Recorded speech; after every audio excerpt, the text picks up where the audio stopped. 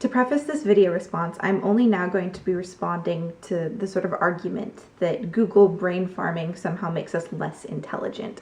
In order to understand my video, it might be helpful to check out my good friend Mallory's video right over here and watch it before you watch this. To preface, this is my first vlog in a really long time, so bear with me. So Mallory, I think it's a really interesting topic to look at and spin around. I, for the most part, think that information farming is a good thing, a really good thing. The information you tend to forget is trivial, like how many ounces are in a cup. I'd argue that the type of information that you have to look up on a phone actually isn't the type of information you need to be remembering. Let's go further into your example. If this is a figure that you need to look up once a year, I'd say that that is too trivial to memorize. If maybe you need it like say once a week, you don't get stuck in an infinite loop of dependence, but you actually learn the information. And however bold a statement this is, I do not believe that the ease to information will one day negate the ability to learn completely. Now, the argument is that you do learn, you just don't learn what, you learn how. And I'd say that's true to a certain extent. Looking up, say, the definition of the word lachrymose on your phone,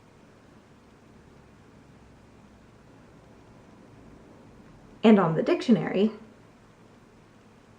are essentially the same process, despite the fact that your phone's faster. I don't personally believe that the way that you looked up the information in this case alters your ability to learn the word. You may argue that you won't learn it at all because it's in your phone, it's in the dictionary. Why bother to learn something that you can just freely access? And you know, maybe if it's for a vocabulary assignment, that's correct. But the very evolution of language defies that notion. We remember words because they're useful to us, because we want to bring them up in conversation, or because they're a beautiful word, or because they breaks or create something within us. Our brains learn meaningful things, and if something's meaningful to us, we will remember it. I think the concept of knowledge not being a permanent thing is a scary concept to a lot of people. What I'm saying all is not a blanket statement. I think that knowledge being permanent is inevitable and useful. If you're a mathematician, then you shouldn't be Googling Pythagorean's theorem every day. And if you're a cook who spends most of their time baking in the kitchen, then, well, you should know how many ounces are in a cup.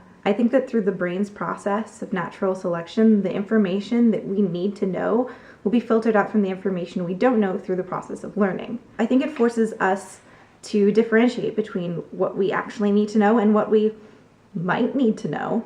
For example, imagine you had a magical purse, and every time you reached into the purse, you could pull out an item from your home that you knew about. At first, you probably would still bring a couple things with you, just in case.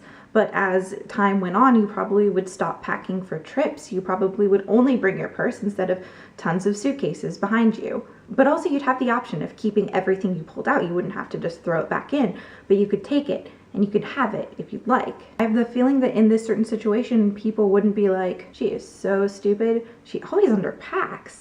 They'd probably be more like, holy shit, she has a magic purse. Yes, I concede that there's a degree of caution to take into account here, mainly when thinking about being trapped in the woods or stranded on a desert island or preparing for the zombie apocalypse. Science hasn't ruled it out. But I think in the end, the ability for us to search for anything we want, anytime we want, any place we want, has made us vastly smarter than we were before. If you believe in the collective intelligence, then we're pretty much all cyborg geniuses. The fact that we can recall information like this makes us extremely powerful. I think as a global culture, as humans, we need to put more emphasis on emotional intelligence, on ingenuity, creativity, the ability to be original, to conceptually understand problems and figure out solutions. I think history classes should have less tests on dates and names and more questions about, you know, cause and effect, about global impact, and about cautions learned. I am all for a world in which we value synthesizers over collectors. I believe that our brains, while adept at collecting information, are not purely meant as bookshelves. They are meant as synthesizers. They are meant as bookshelf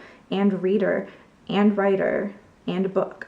I think the argument against Google information farming sort of overlooks that. Thanks, Mallory, for bringing up such an interesting conversation. I look forward to chatting with you about it in the future. And if you're watching this and you have contrary opinions, please comment below, because this is just my opinion and it's a conversation, and I wouldn't be really good at conversations if I wasn't interested in other people's opinions. I also think this is a conversation that isn't going to go away anytime soon, so I think it's important that we talk about these types of things. Until my next video in about 4 years, see you later.